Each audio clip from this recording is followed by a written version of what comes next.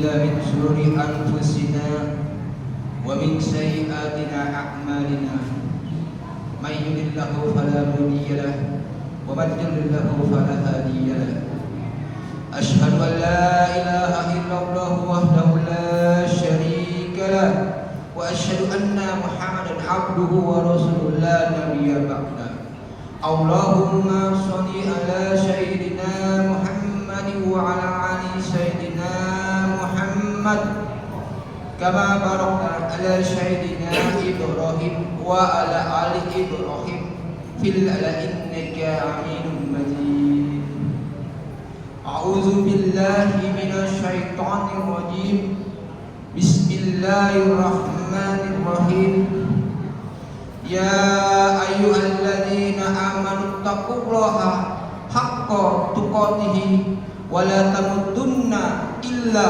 وأنتم مسلمون يا أيها الذين آمنوا وقولوا قولا سديدا يصلح لكم أعمالكم ويغفر لكم ذنوبكم ومن يطع الله ورسوله فقد فاز فوزا عظيما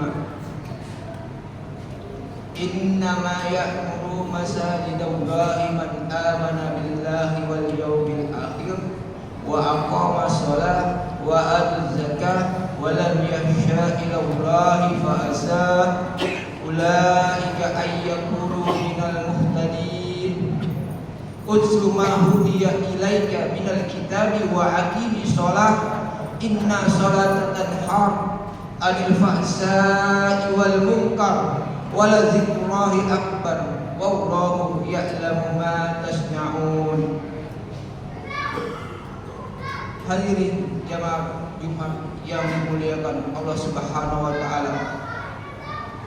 Terlebih dahulu mari kita persembahkan rasa syukur kehadiran Allah Subhanahu wa taala atas limpahan karunia dan rahmatnya. Semoga kita termasuk hambanya yang pandai bersyukur dan berterima kasih. Salawat dan salam semoga tercurah pula kepada baginda Nabi Muhammad sallallahu alaihi wasallam. Semoga kita yang berkumpul di hari yang agung ini diperkenankan mendapat syafaat dari beliau. Sebagai khatib, saya menyerukan dan mengajak kepada kita semua agar lebih memperkuat keimanan dan ketakwaan kita kepada Allah Subhanahu wa taala. Karena sebaik-baik pakaian yang paling indah kita hadapkan kepada Allah adalah baju ketakwaan. Usaha meningkatkan ketakwaan berarti secara terus-menerus melaksanakan perintahnya dan meninggalkan segala larangannya. Takwa tidak hanya dimaknai takut kepada Allah Subhanahu wa taala, namun lebih merasakan kehadirannya dimanapun kita berada serta menyadari akan adanya Allah Subhanahu wa taala di sisi kita. Itulah sebabnya kenapa takwa disebut sebagai jalan puncak spiritual manusia di hadapan Allah Subhanahu wa taala. Karena manusia harus meninggalkan apa yang telah diharamkan dan melaksanakan apa yang telah diperintahkan. Sehingga kita disebut sebagai hamba yang muttaqin, karena Allah Subhanahu wa taala memberikan reward berupa jalan keluar bagi hambanya dari berbagai kesulitan hidup yang dihadapinya, serta memberikan anugerah rezeki yang tidak terhingga dan tidak disangka-sangka. Ma'asyiral muslimin rahimakumullah. Dalam khutbah Jumat kali ini izinkan kami untuk menyampaikan tema kunci sukses fid dunya wal akhirah dengan Al-Quran, salat dan infak, atau disebut dengan ASI.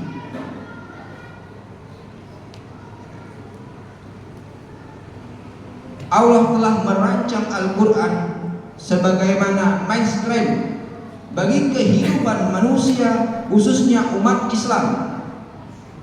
Karena Al-Quran merupakan petunjuk yang diturunkan oleh Allah Subhanahu wa Ta'ala kepada Nabi Muhammad SAW untuk membawa kesejahteraan dan kebahagiaan serta petunjuk bagi umat manusia, sebagaimana firman Allah dalam Al-Quran. Zalikal kitab raiba fihi, zalikal kitab la raiba fihi. Kitab Al-Quran ini tidak ada keraguan di dalamnya dan merupakan petunjuk bagi mereka yang bertakwa. Adapun sunnah yang dibawakan oleh Rasulullah Muhammad SAW merupakan tabi'iyah atau penjelasan serta perinci dari nilai-nilai yang terkandung dalam Al-Quran.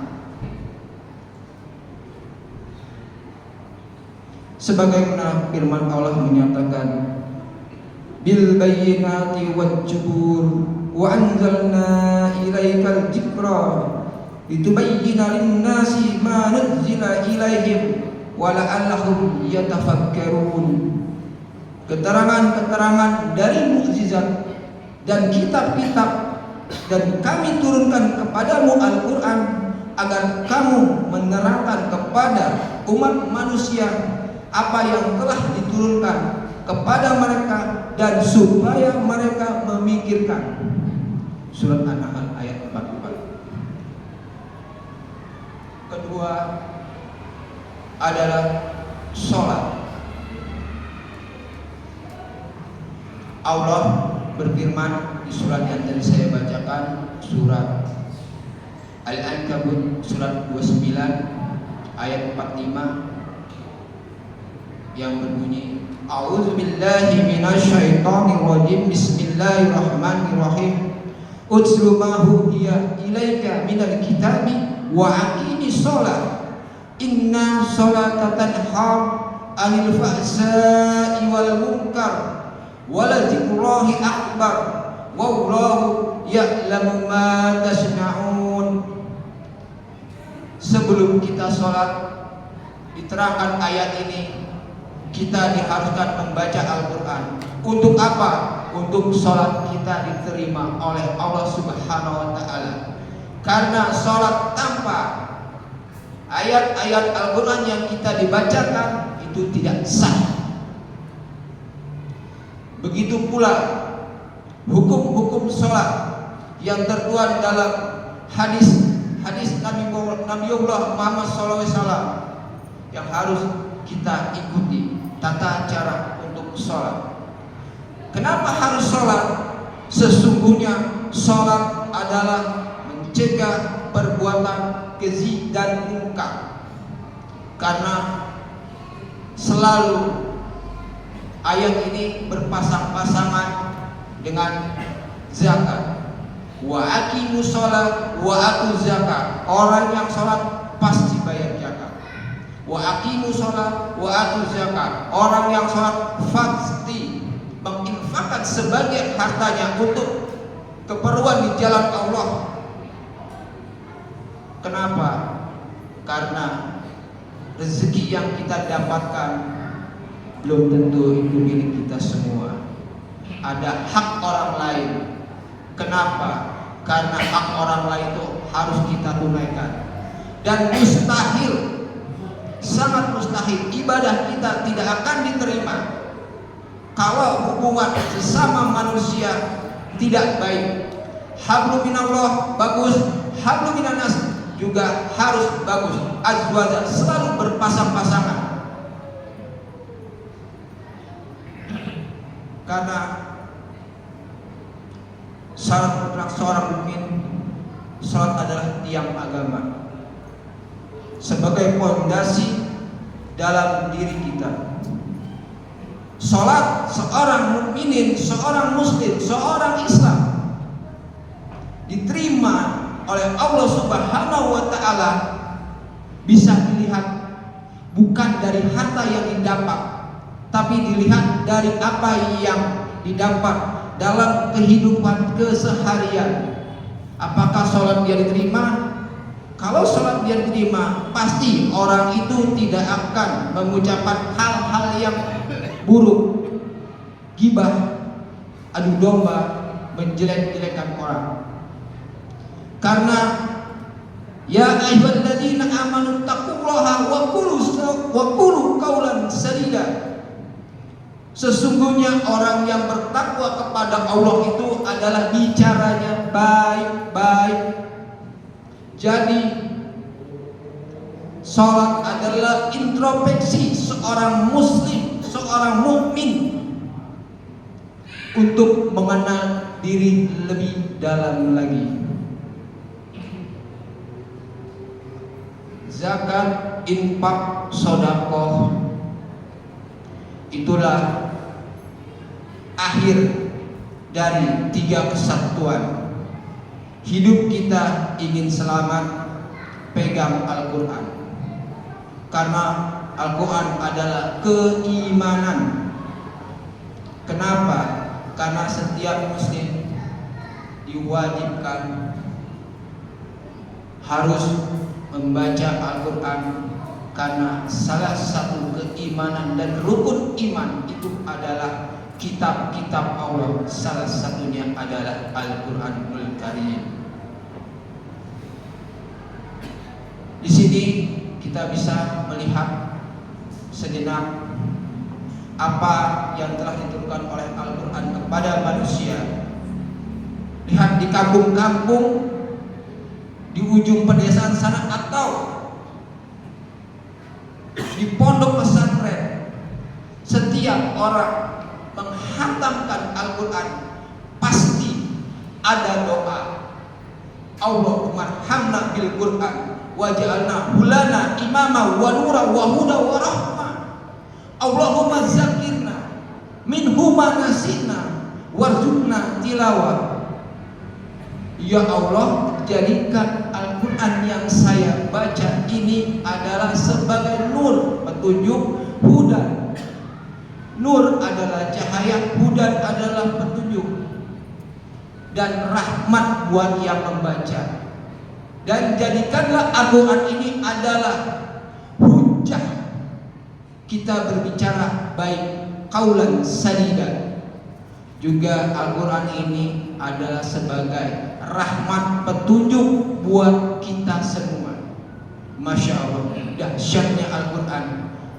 Karim bukan semata-mata diturunkan oleh Rasulullah Nabi Muhammad SAW, tapi kepada baginda Rasulullah SAW yang ditunjuk oleh Allah Subhanahu Wa Taala, orang yang paling mulia di dunia ini. Orang yang paling mulia di dunia ini akan bicaranya mulia.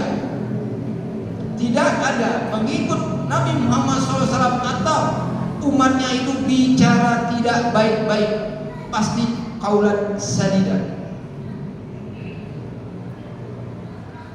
Dan infak, sedekah, zakat ini luar biasa.